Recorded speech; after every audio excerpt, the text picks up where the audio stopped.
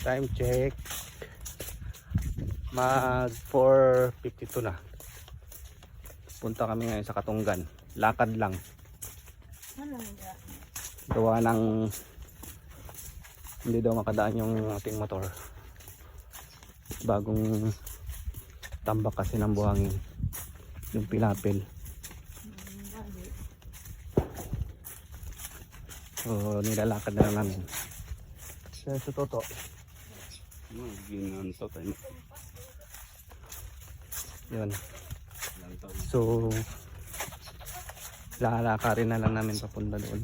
You know. Haba ng lalakaran. Tapos mamaya papasanin na ulit namin buwi. So ayun guys,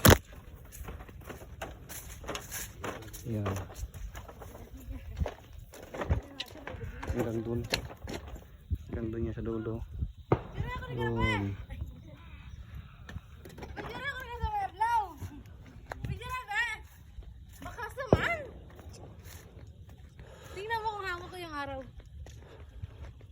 Dito pa ako paag sa tabok.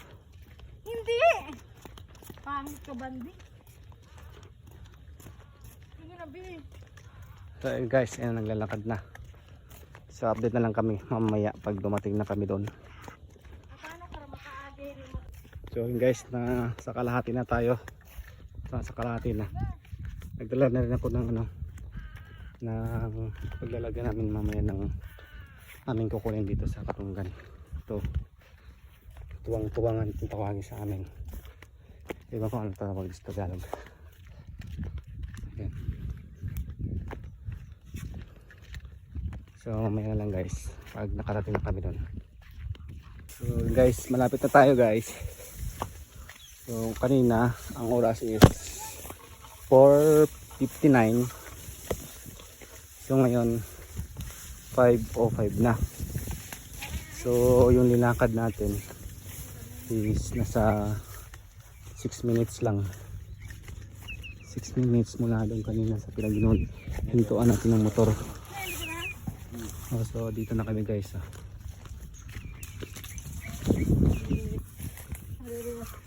Mamaya kukuha muna kami.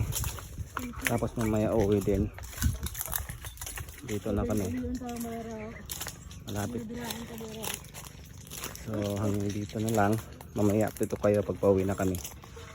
Hindi kayo nakakuha na kami ng bakhaw. Dito lang kami kukuha. Yan.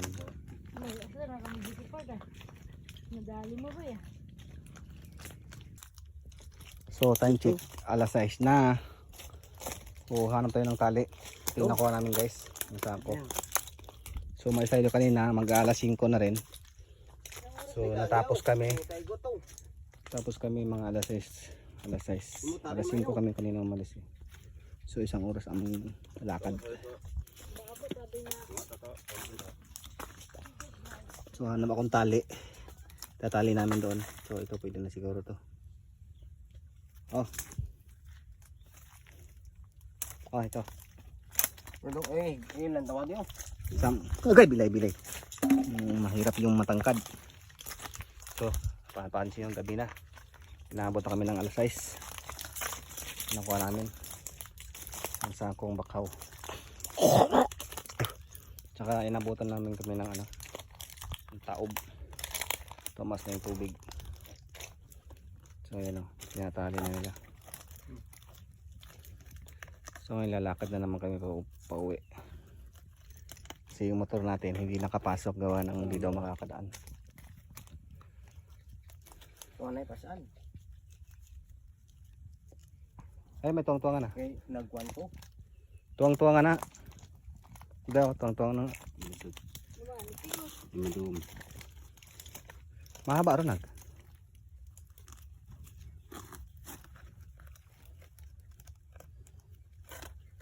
So yun muna guys, mamaya na ulit. So yun guys, kararating na namin dito sa pinagparkingan namin ng motor kanina. Ayan, dito nakaparking yung mga motor namin.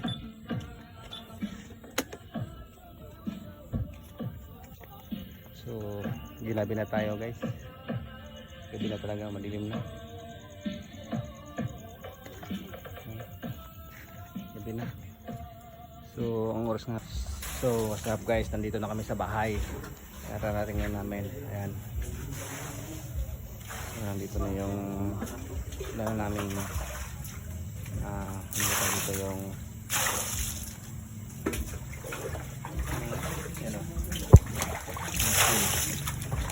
yung gasa namin, magluluto na kami. So nandito pa yung iba guys. Nakarating kami dito.